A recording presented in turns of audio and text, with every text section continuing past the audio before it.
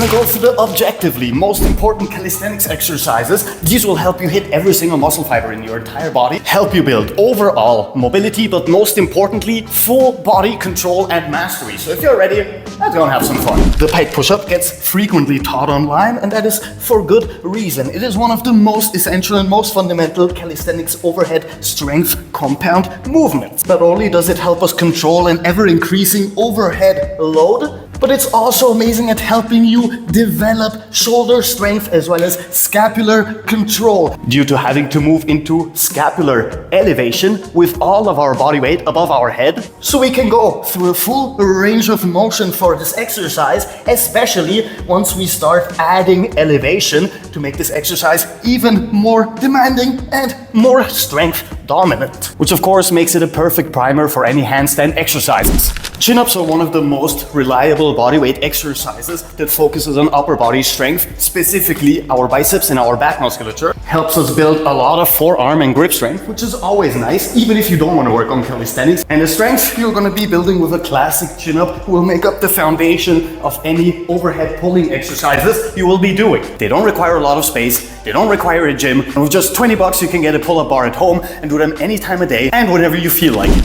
The classic L-sit is not just good for core strength, but for full body tension and control, and as a slight bonus, complete posterior chain mobility throughout our calves, our hamstrings and our glutes, and all the way up to our spinal erectors, requiring a lot of flexibility to be able to raise from the floor without your feet touching down. Mastering the L-sit will give you a type of control over your body that not many other exercises can help you with. And is one of, by far, the most important things you can actually target with the L-sit, being hip flexor strength, which is one of the most prevalent problem zones when it comes to overall fitness in general. And the L-sit is very reliable in helping you get rid of that problem. The most fundamental and most important types of squat, going from the easiest to the hardest, will be the classic ass to grass squat with your feet fully flat on the ground, full range of motion, all the way down, all the way up, is a must-do when it comes to not only mastering leg strength, but most importantly, mastering hip, knee, and ankle mobility at the very least for the beginner level. With the second most important variation being the Cossack squat, being able to lower down all the way, 1 foot flat or even both feet flat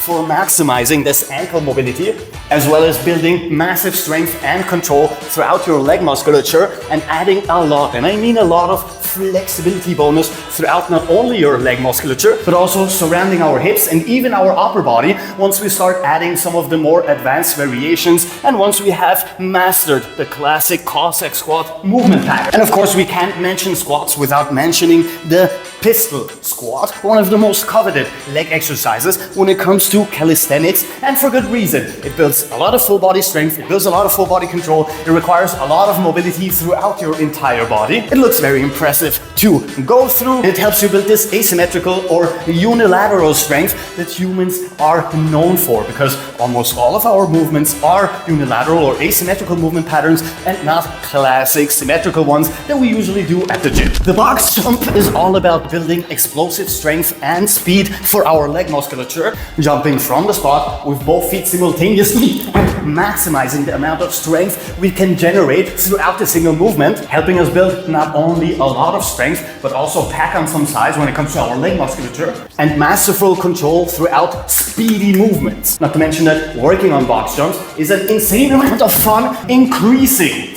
the elevation you want to jump on until you are close to barely being able to get fully up there. This of course also includes the single leg box jump for the same kind of unilateral strength and control we mentioned with the pistol squat. The classic wide grip latissimus dominant pull-up is the opposite of the chin-up, being more back and lat dominant than biceps dominant. Will make up the second foundation of all pulling exercises, and the more advanced pull-up variations we will go through, such as the classic archer pull-up, a more lateral movement pattern, or the typewriter pull-up, a lateral movement pattern at the very top of your range of motion. Being able to do a full range of motion latissimus dominant overhand grip pull-up will be paramount for you to learn all the other variations as well. If you cannot do this one with perfect movement and perfect form, you will struggle with any other pulling exercise. If you're looking for a guide to take you from 0 pull-ups to the most advanced ones, step by step through a complete progression, you can check out this video where we go through it in full detail.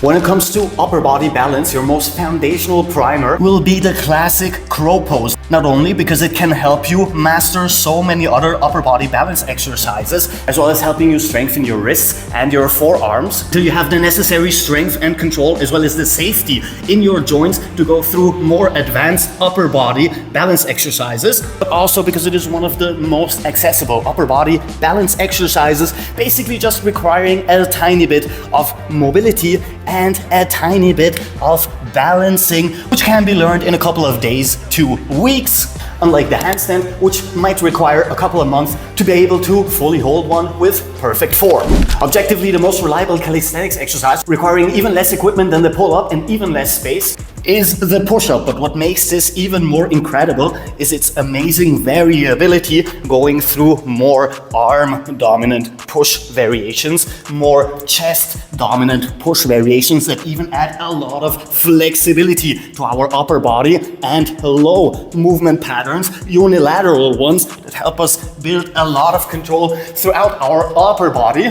as well as requiring full body tension. And we can add explosive movement patterns, we can add slow motion movement patterns, and staggered movement patterns, so we can basically hit our type 1 and type 2 muscle fibers while adding a ton of coordination for our entire body, because every single muscle in your body works during a classic push-up if you're doing it correctly. The extended arm support hold is amazing for arm strength, of course, for scapular and shoulder strength, as well as total control over those areas, and is highly adjustable depending on the level of the practitioner. The classic plank as a beginner straight arm support hold, all the way to the overhead extended arm support hold to add massive strength to your upper body, arms and shoulders, even more scapular control, and a lot of static endurance for holding those positions for longer and longer periods. And of course, holding those can help us build a nice foundation for the handstand and all kinds of other exercises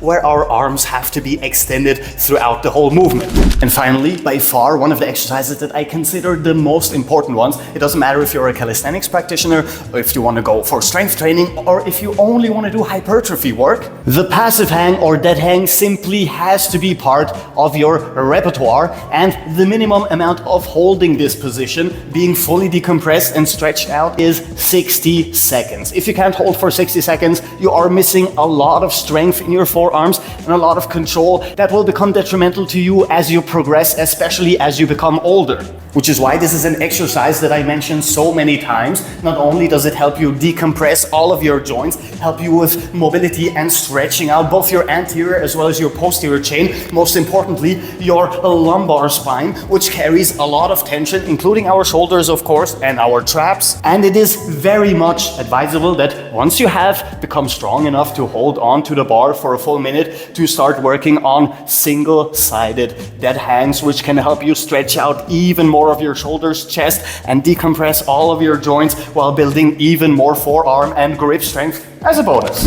And there you have it, 10 of the most important and most potent calisthenics exercises, basically covering your entire body when it comes to strength as well as control, helping you to build full body mastery and enough strength to click that like button if you truly like the video. And if you want to take it even a step further, come on, join us. Captain Cairo,